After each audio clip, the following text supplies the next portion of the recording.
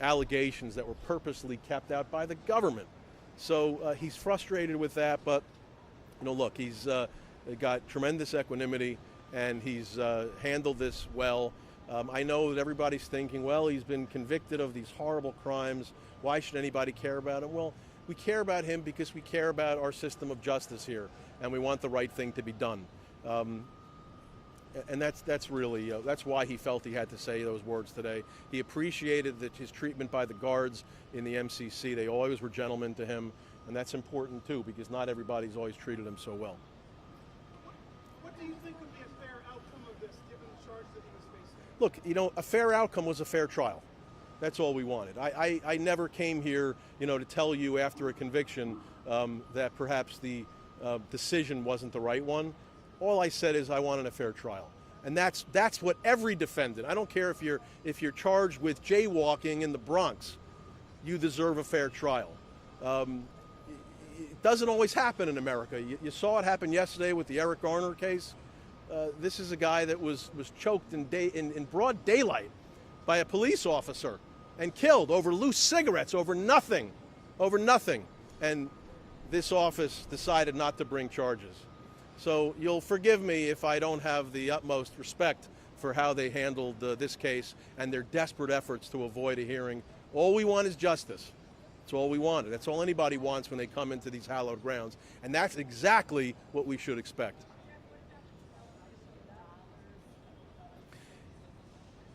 I think it's $12.7 billion. I don't want you to short anybody $700 million. But it's a fiction. It's part of the show trial that we're here for. They've been looking for his assets for how long? Decades? They've found right now, before they get to $12.7 billion, how about they get to $1? When they get to $1, wake me up. Right now they're at zero. So I don't know that we're really ever going to see anything with that. It's a fiction. We all know that. It's part of the show. It was magnificent calculation. It was wonderful. The number of trees that have been felled to allow the Eastern District of New York U.S. Attorney's Office to put in all their thousands of submissions, and that it took me about a month until after the trial that every night at 11:58 p.m.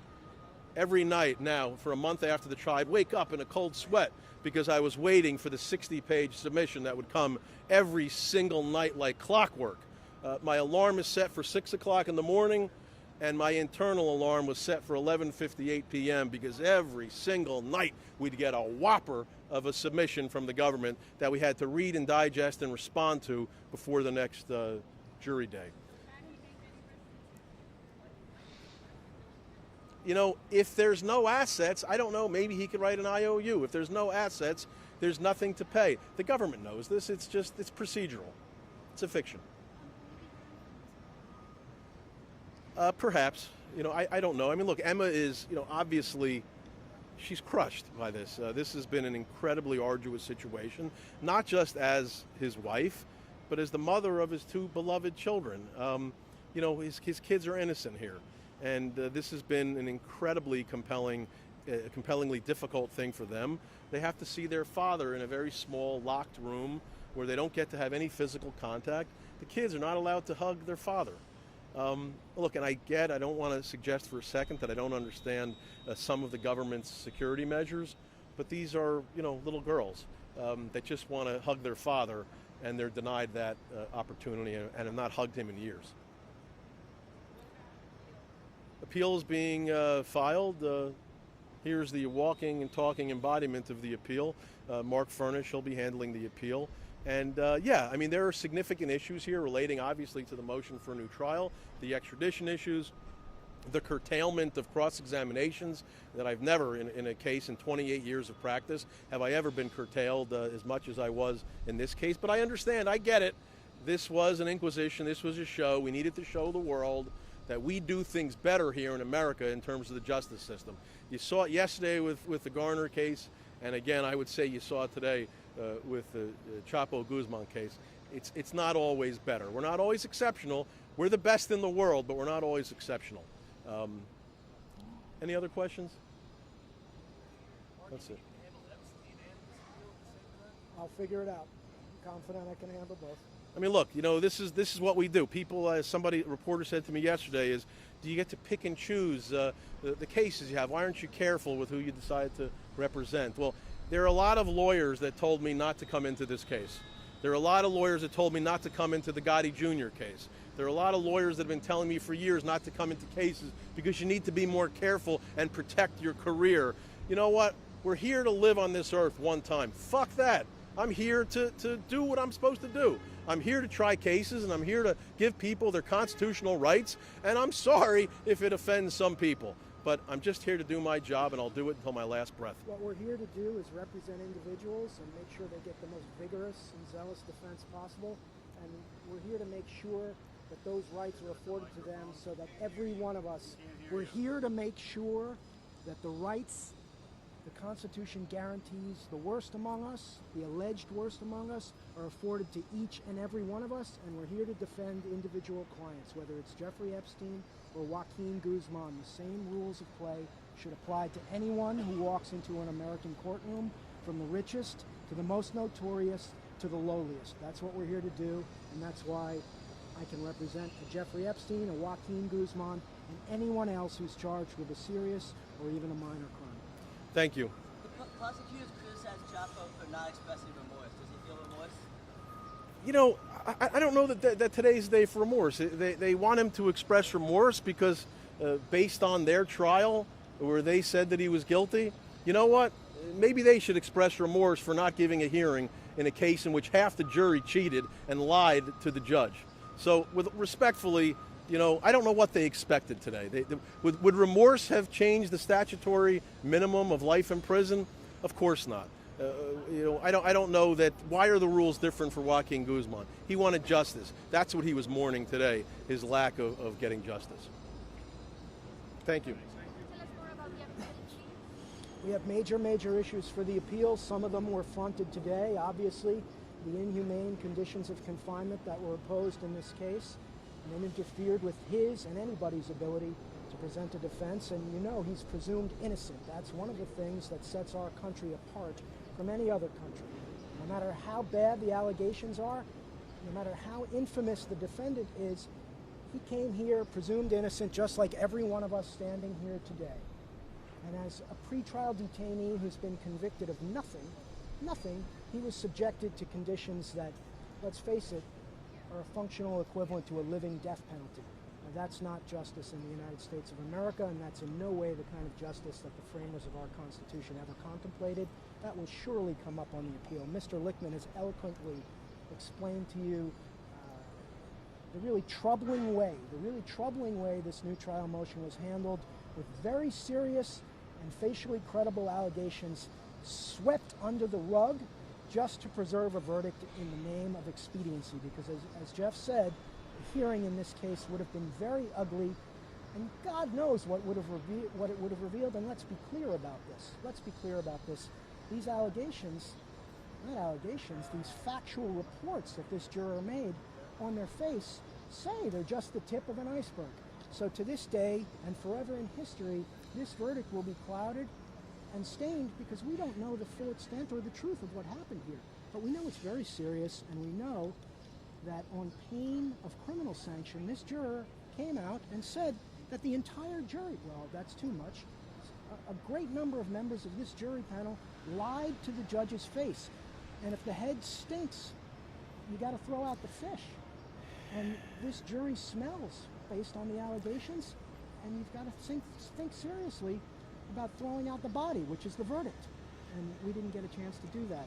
And that's very troubling, and it's not in keeping with the way we do justice in this country. And that's right. And I'll leave it as this, is that you can bury Joaquín Guzmán under tons of steel in Colorado and make him disappear, but you're never going to remove the stink from this verdict due to the failure to order a hearing on the misconduct of the jury in this case. I hope it's going to be, 60 days we asked for so he can work on the appeal. I don't know that he's going to Supermax. I presume it, which is, actually maybe a walk in the park compared to what he's been through right now. Thank you.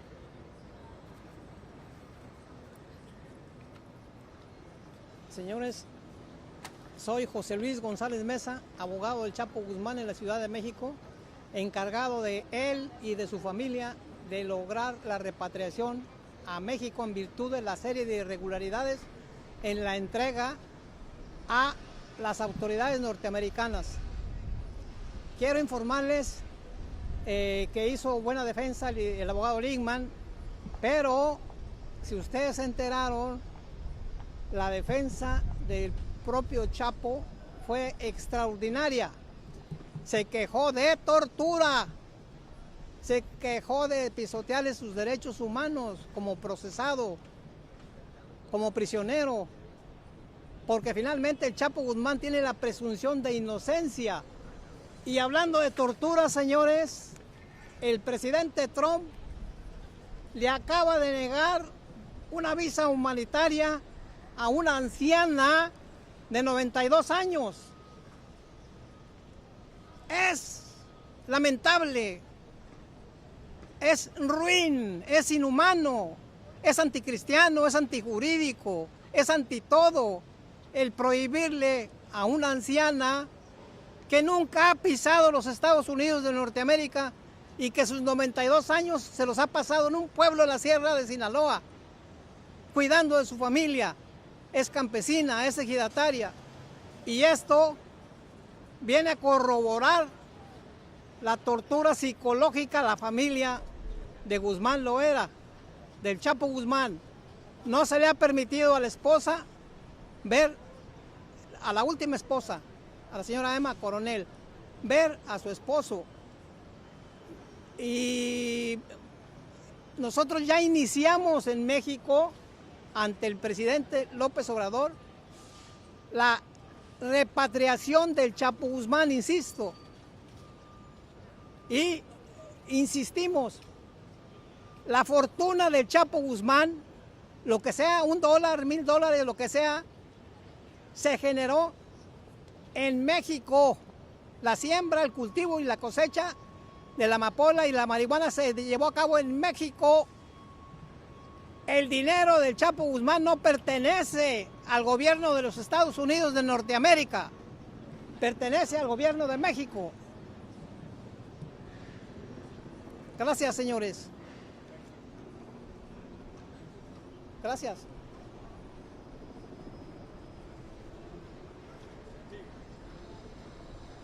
Everybody needs to be behind the barriers now. Everyone. Everyone needs to be behind the barriers. You can't wait here. You have to be behind the barriers. Everyone, no exceptions. Everyone has to get up and move behind the barriers now.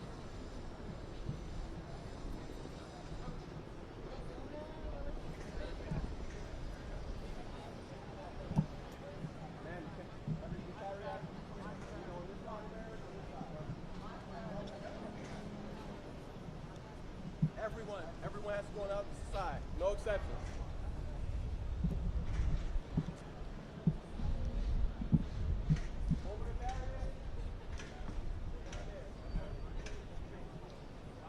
¿Tiene un caucho? ¿Tiene un caucho? ¿Tiene un caucho? ¿Tiene un caucho? No, así es mejor.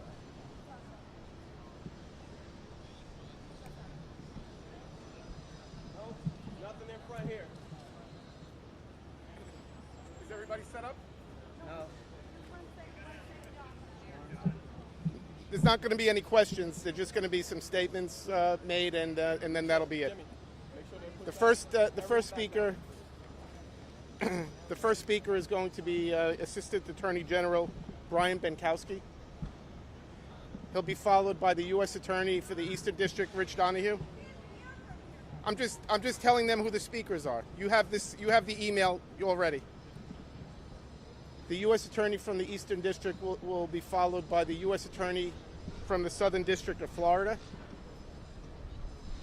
After the U.S. Attorney from Florida, it'll be Angel Melendez, Homeland Security,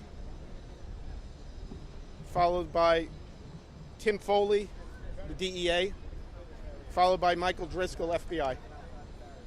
1, 2, 1, 2, 1, 2. Foley, Foley, the Drug Enforcement Administration, Associate Special Agent in charge. The first speaker is going to be Assistant Attorney General Brian Benkowski, followed by the U.S. Attorney from the Eastern District, Rich Donahue, followed by Ariana Fajardo Orshan. She's the U.S. Attorney from the Southern District of Florida. Angel Melendez, Homeland Security Special Agent in Charge, followed by Tim Foley, Drug Enforcement Administration, and then the last speaker will be Michael Driscoll, FBI, New York office. Okay, you guys all ready? They can come out? Okay.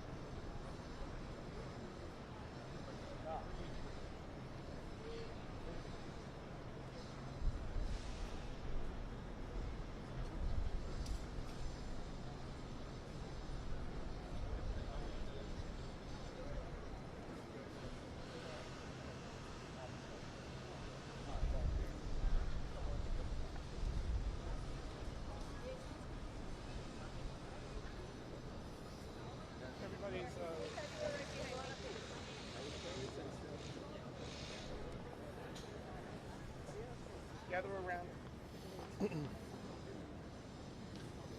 There we go. Great.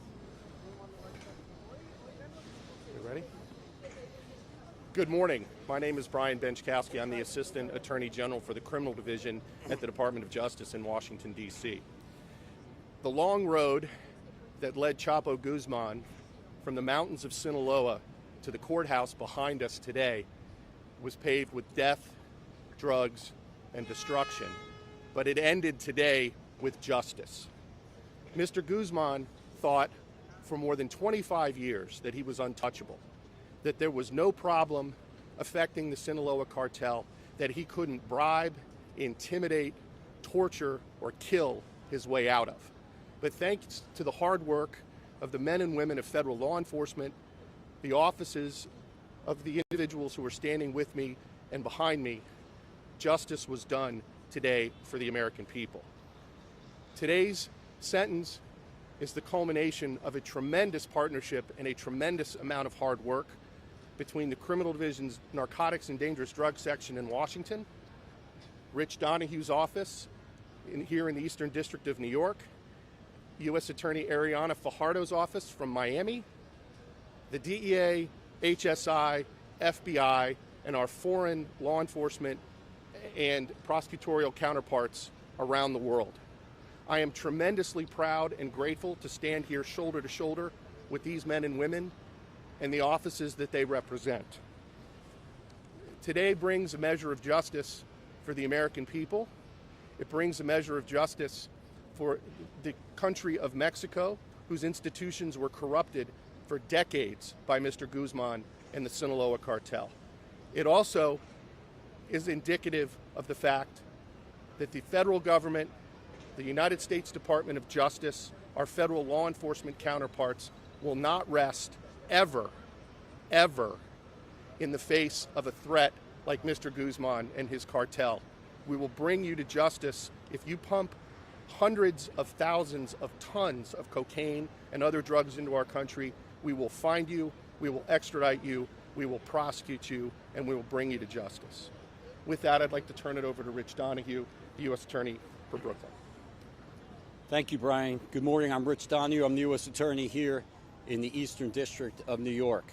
Minutes ago, in the courthouse behind me, United States District Judge Brian Cogan sentenced Joaquín El Chapo Guzmán to life without the possibility of parole, plus 30 years.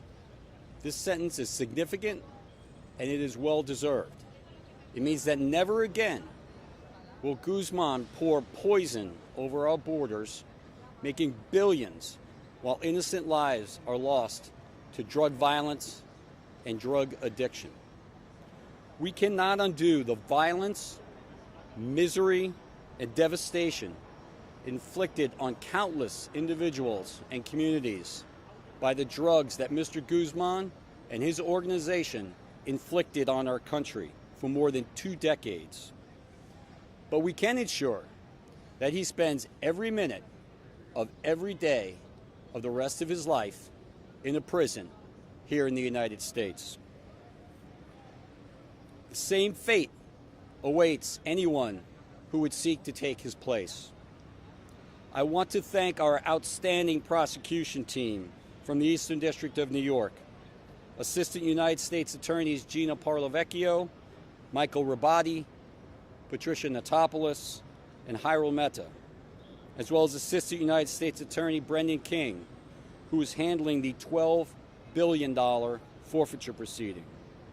Paralegals Huda Abusher, Melissa Bennett, Eileen Rosado. Watch out, guys. Watch out. Back up. Everything is all right. Back up. Give us a little room. Let it go. Come on. Watch out, guys. Just give us a little room. Watch out. Okay, sorry, Charlie. I'm kidding. Relax. Come on. Yield. Okay, one second. Yield.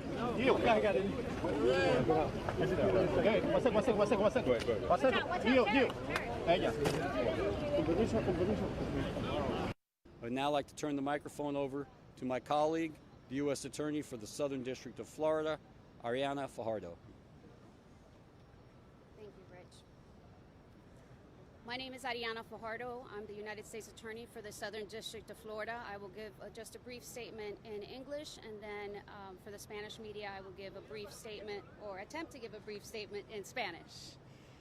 Today's life sentence really has a profound impact in our country.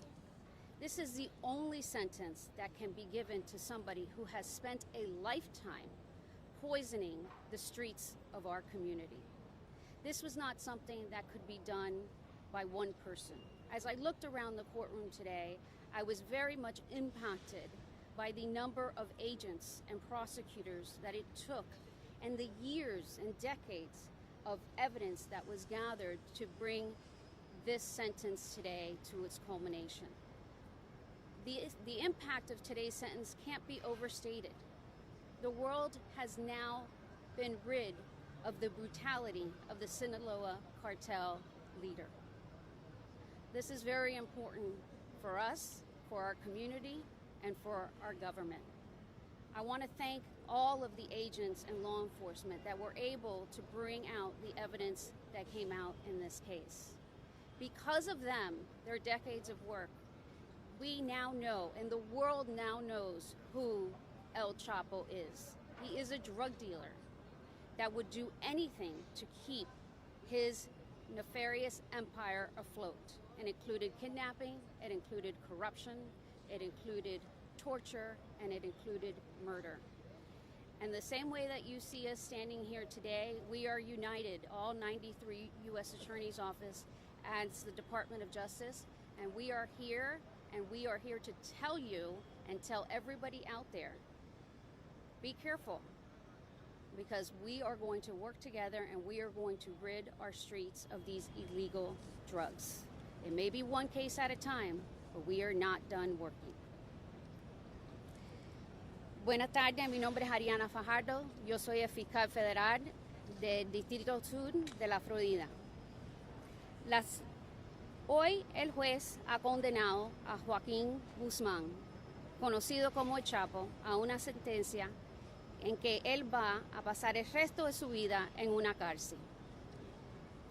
Esto es muy importante porque él ha envenenado las comunidades de muchos de este país, muchas comunidades en este país. Y eso no lo vamos a aguantar.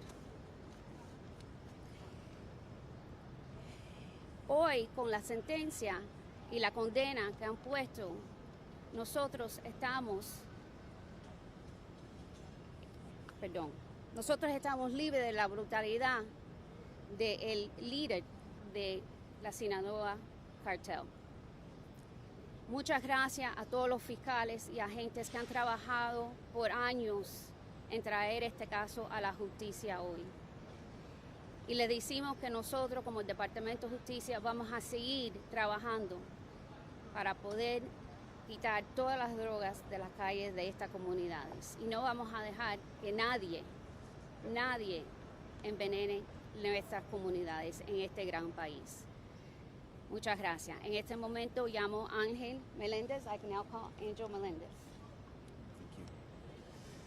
Good afternoon. My name is Ángel Meléndez. I'm the Special Agent in Charge for Homeland Security Investigations here in New York. I'll make some brief comments in English and then brief comments in Spanish. I want to start off by saying it's done. The book on El Chapo Guzmán is closed today with this life sentence.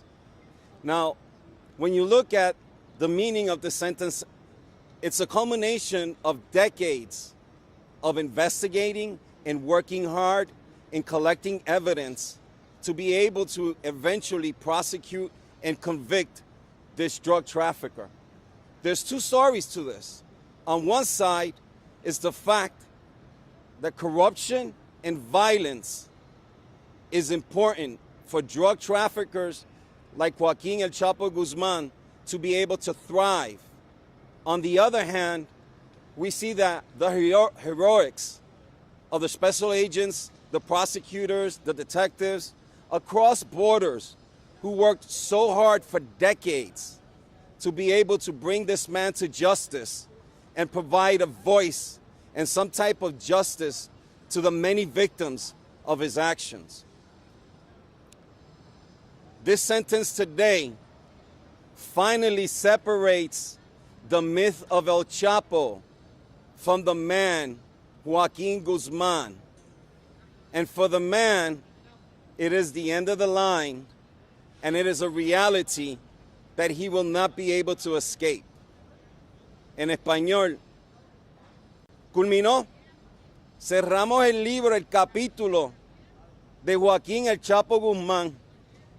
Con la sentencia hoy, el señor Guzmán pasará el resto de sus días en una prisión federal aquí en los Estados Unidos. Con esta sentencia vemos que la corrupción y la violencia es necesaria para que personas como el Chapo Guzmán puedan llevar a cabo sus actividades delictivas por décadas.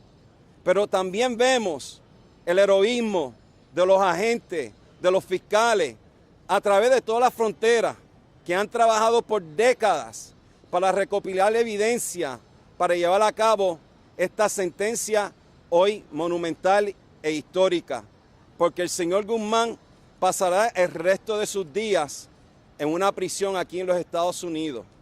Y con la sentencia se separa el mito del Chapo del hombre Joaquín Guzmán, y para el hombre es el final de la cuerda y es una realidad de la cual no se podrá escapar. Thank you. And for now, my colleague from DEA, Tim Foley. Thank you, Ángel. Timothy Foley, Associate Special Agent in Charge, Drug Enforcement Administration. Joaquín Guzmán, infamously called El Chapo, will be known in history as the most feared drug lord who built the Sinaloa cartel into the most violent, prolific, and powerful criminal organization in the world. Today should be marked in history as the day American and Mexican law enforcement closed the book on the reign of Chapo. I applaud our federal, state, local, and international partners for their incredible collaboration during the hunt for Guzmán, his arrest, extradition, trial, conviction, and today's sentencing. DEA's Mexican law enforcement partners are national heroes. The Mexican Marines are responsible for flushing Chapo from his hideout in the mountains to his capture in Sinaloa, Mexico. It took Chapo a lifetime to build a drug empire, and now he will live the rest of his life in a U.S. security prison. This sentencing sets the stage for American and law enforcement to continue our efforts in dismantling the most prolific drug trafficking organizations in the world. Our collaborative work will be used as a model and solution to bringing to justice international drug traffickers whose poisons have left to the worst drug crisis in U.S. history. This is a message to drug syndicates. If we could put the most powerful traffickers in the world behind bars, anyone and everyone that breaks the law can and will be brought to justice. Again, I thank our partners here and in Mexico and throughout DEA worldwide for their diligent and brave work during this entire investigation. And now I'd like to turn over the mic to FBI Special Agent in Charge, Mike Briscoe. Good morning. My name is Mike Driscoll, Special Agent in Charge of the New York Criminal Division for the FBI. Today, after many years of waiting, the investigators of the FBI and the many law enforcement agencies represented here with me have witnessed a day that one of the most feared and dangerous drug traffickers in the world will spend the rest of his life in prison. Our country is battling a heart-wrenching and deadly epidemic from the types of drugs Guzman was convicted of trafficking across our borders. We want this case to serve as a warning. We are willing and capable to use whatever resources, to use every partnership available to go after the leaders of these cartels and make them pay for the damage they do to our country on a daily basis.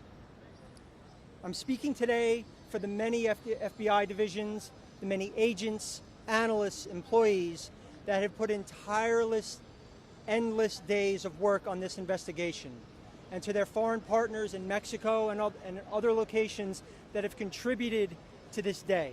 I cannot possibly sum it all up in one statement here, other than to say we are extraordinarily grateful for their efforts, and their efforts have gone to making our country a little bit safer today. Thank you for your time. Thank you, everybody.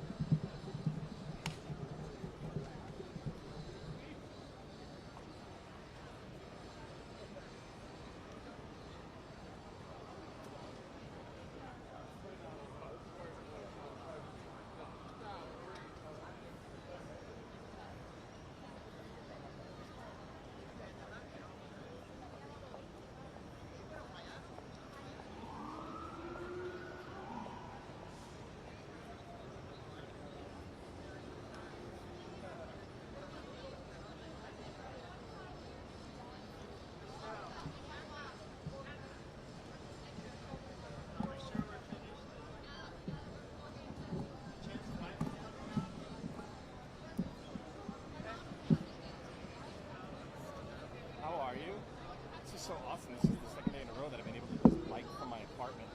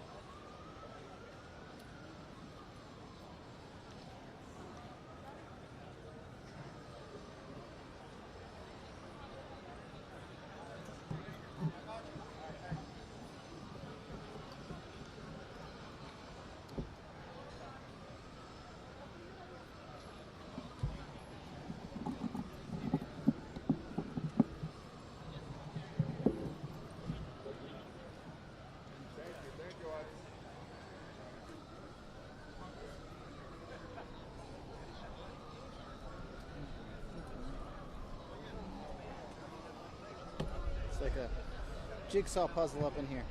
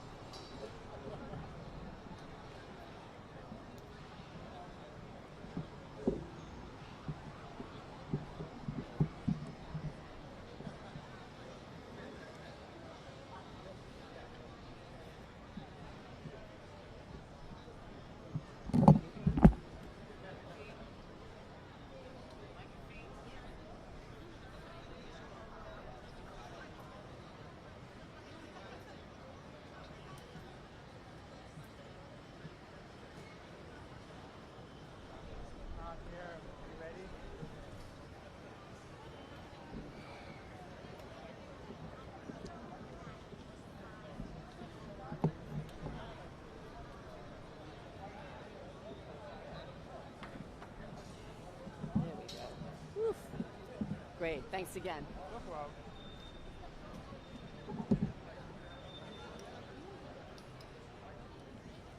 Every now and then there's a gush of fresh air that comes from I know, it feels so cool. when both doors are open.